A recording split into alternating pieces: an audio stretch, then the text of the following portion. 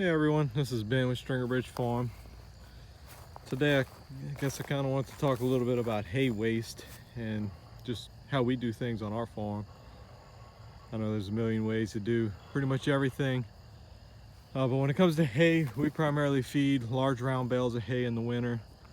I think one of the keys to what we do is we keep our cows rotating. So just like in the summer when we have good fresh grass and we're rotating every 2 to 3 days, we're doing exactly the same thing when we're feeding hay, whether there's plenty of grass for them to eat or not. So we have kind of those lean months like November and December where we don't have much grass and they are eating a good bit of hay.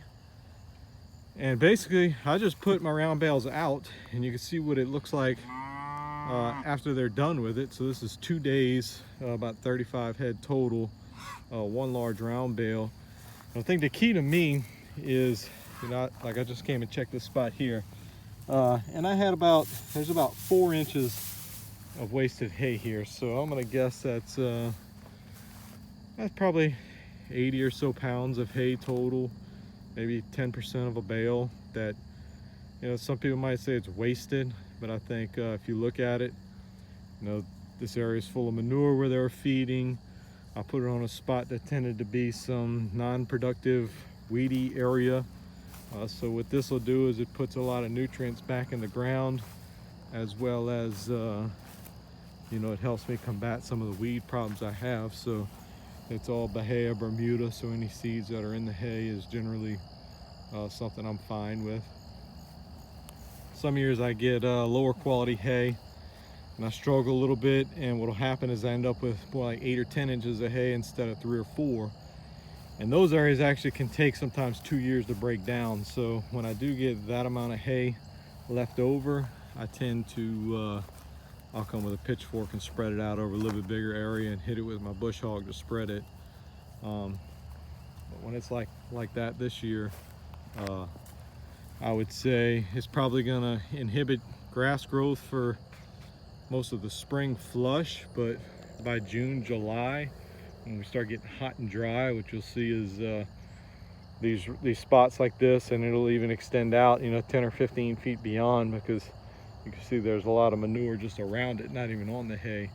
So once the heat of summer comes, this will be one of my better sections of pasture. And I guess the way we're set up, maybe about 10 paddocks or so on this field, and another 8 or so on my south field, where each one will end up with 3 or 4 of these rings in them in about a 2-3 acre area. And that'll be little high growth zones for the grass. You can see they see me fooling around out here. I brought a new bale with the tractor out there, so they got all excited thinking they were going to move, but they've only been on this section 1 day. I'm gonna walk over and see what their hay looks like on this field. So here's the bale they've been on for 1 day. I'm gonna leave this 1 more day. It's about 8 or 10 inches thick of hay still on the ground. You can see it's not manured on too bad. There's a little bit kind of on the perimeter, but what I do, if there is a little bit too much manure and a lot of good hay still left over, I'll come with my pitchfork and I'll grab some of the manure pats and throw them out of the way where they don't smell it on the hay. But this one, you can see they actually, most of the hay was here, and they apparently rolled a chunk of it out here, and got a thin little layer of hay spread out over here, so they can eat on all this tomorrow, and by tomorrow they'll be good and hungry. You can see in this pasture there's not a lot of grass. Kind of eating most of the weeds down. This is the area we just cleared, so really not a whole lot of grass growing in it. So we planted some rye, we're just waiting for it to come in.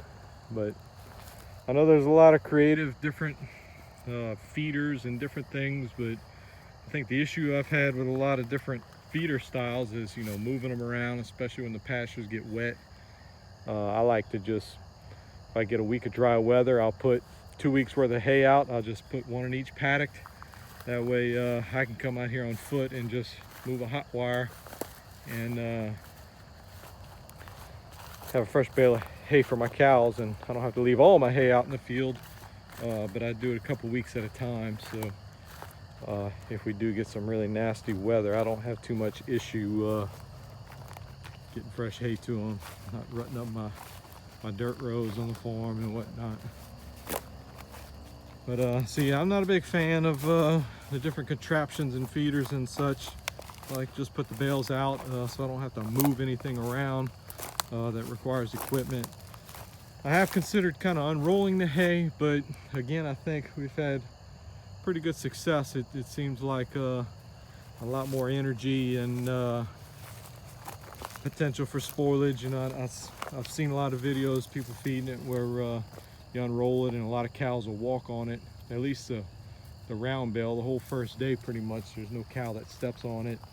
The second day, generally they're kind of in cleanup mode, but I tend to think it gets soiled a little bit less. There may not be a difference, but I've also never unrolled hay, so I'm not an expert by any means on that. But that's just the way we do it. Like I said, round bale on the ground, let the cows eat on it. I'll clean it up with a pitchfork to remove some of the manure or urine spots if I think there's too much good hay left, and the rest turns into fertilizer for us, whatever little bit is left over. A little Dexter Hereford cross heifer.